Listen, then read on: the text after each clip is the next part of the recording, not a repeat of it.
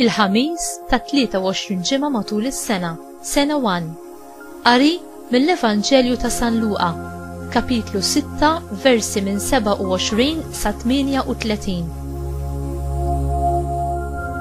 Ġesu qalilhom: imma lilkom li qegħdin tisimgħuni ngħidilkom, ħobbu l-edewwa tagħkom, għamlu l-ġid lil min jobodkom, birku lil min jisħedkom, itolbu għal min iseblaħkom. Min jatik bil-ħarta fuq naħa waħda, dawwarlu wiċċek ħalli jatik fuq in-naħa l-oħra. Min joħodlok il-mantar, anqas il-libsa ma għandek tiċħadlu.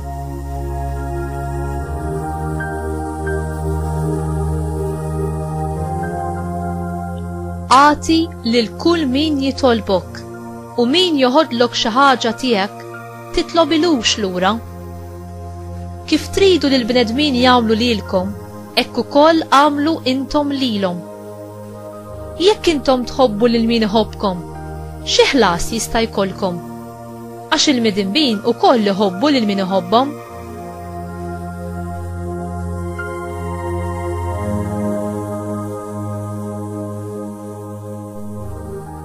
U jekk intom tagħmlu l-ġid lil min jagħmel il-ġid lilkom, xi ħlas jista' jkollkom? Għax dan jagħmluh saħansitra l-midinbin. U jekk tisilfu xi ħaġa lil min tistennew iroddilkom lura, xi ħlas jista' jkollkom? Il-midinbin ukoll jisilfu lill-midinbin bil-ħsieb li jieħdu lura daqshekk ieħor minn għandhom.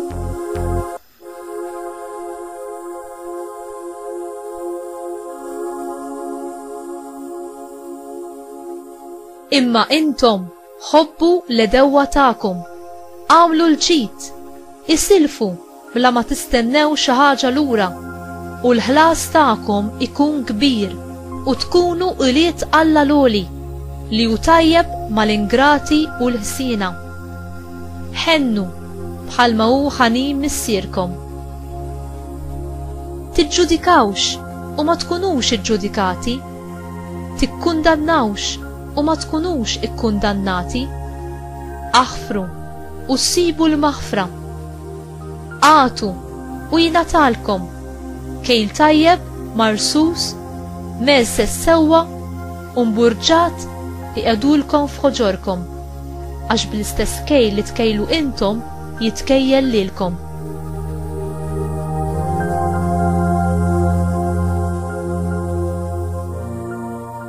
Il-kelma tal-mulej, tifħir lilek Kristu.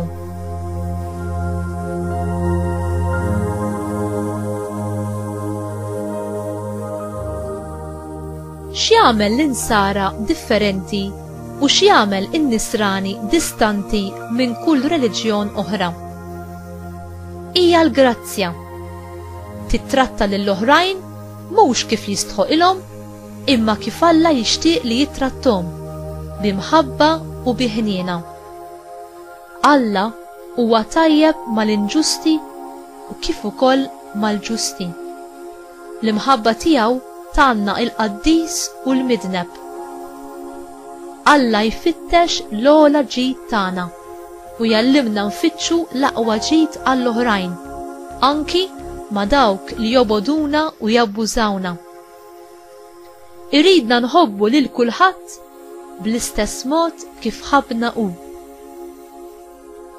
Huwa faċli u fin-natura umana tagħna l-nuru imħabba u ħniena meta nafu li biha se niggwadanjaw xi ħaġa għalina nfusna. Imma kemm huwa aktar diffiċli meta dak li nagħmluh bla ma nistennew xejn lura. It-talba tagħna għal dawk li jagħmlulna d-deni tkisser kemm il-qawwa tas-sens ta' tpattija li tlonki tfaċċa fina meta nweġġaw, kif ukoll toħroġ minna l-imħabba qawwija li tagħmel it-tajjeb meta affaċċjat mal-ħażin.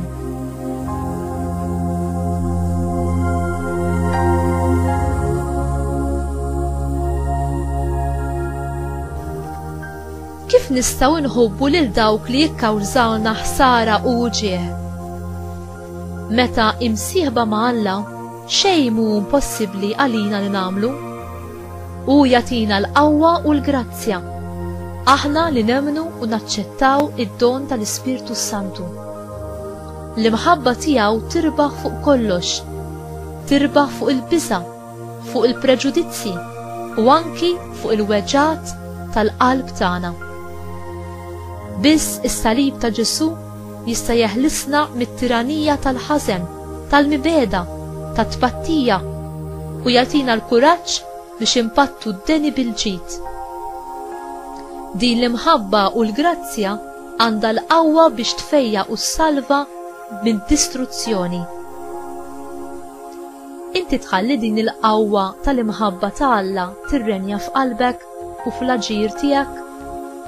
Jew f'qalbek hemm it-toqol u l-jasar li żommok fih il-mibeda lejn min għamillek jew qed jagħmillek il-ħsara?